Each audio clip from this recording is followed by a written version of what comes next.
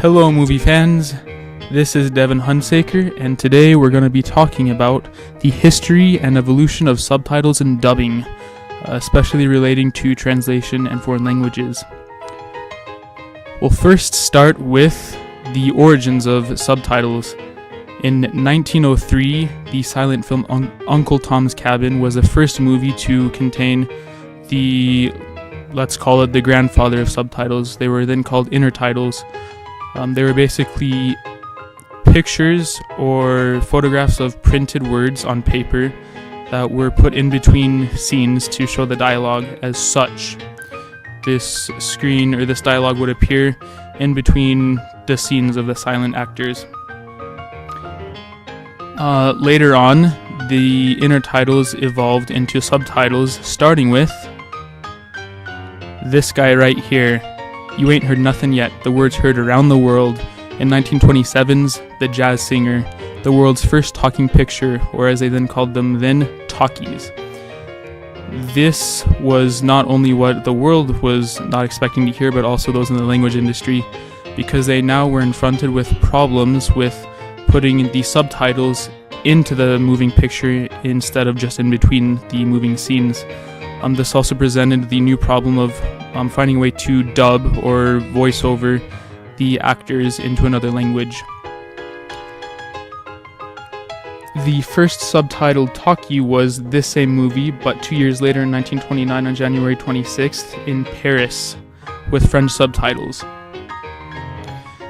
From this point onward, the subtitling industry went through several changes. There were many trial and error phases where the people were trying to discover the best method for inserting subtitles into films.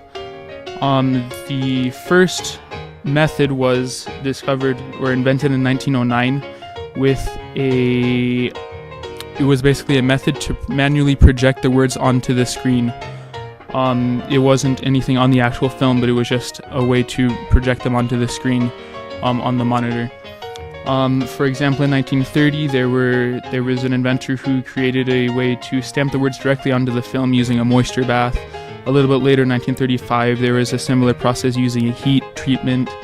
Then later, there was a wax coating and chemical bath method. And finally, in the 80s, there was the method of directly using a laser to directly put the printed words onto the film itself.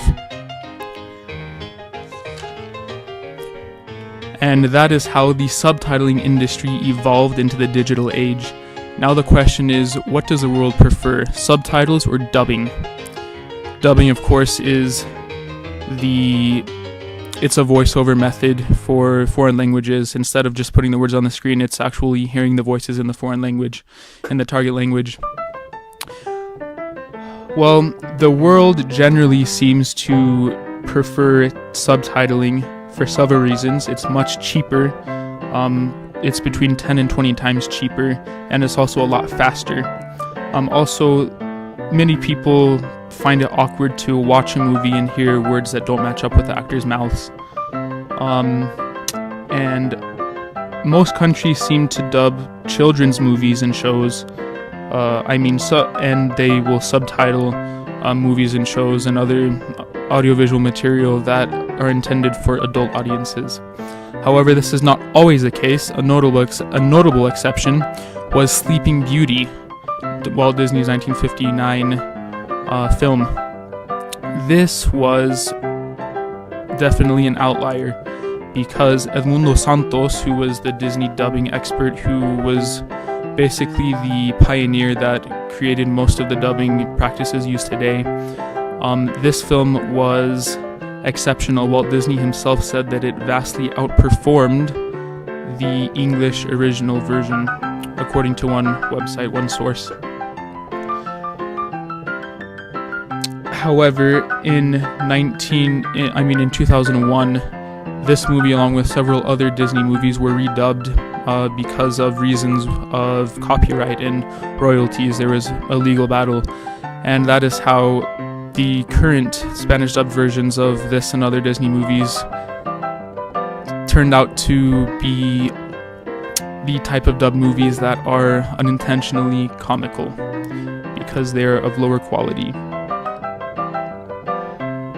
And now we come to the point of TV. The first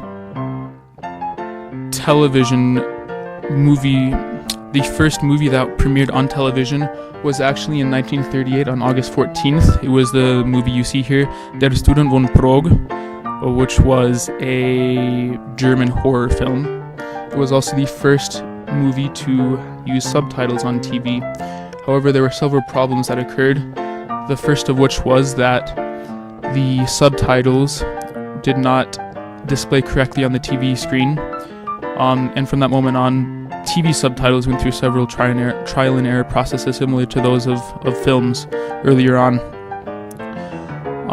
One method later on in this whole process allowed for more attractive typefaces, using, for example, italics and different fonts to make it more appealing to the audience.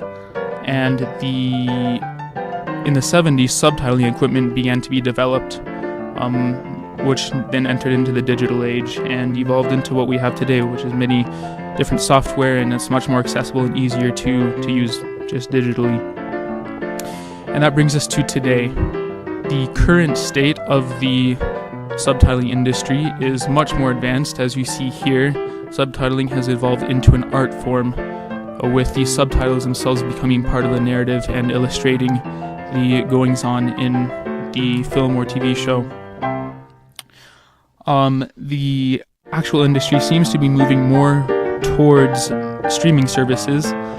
For example, Netflix is actually right now sending out online tests for professional translators to take to become certified by them to subtitle their programs and their movies. And it seems to be a very new and promising area of this industry.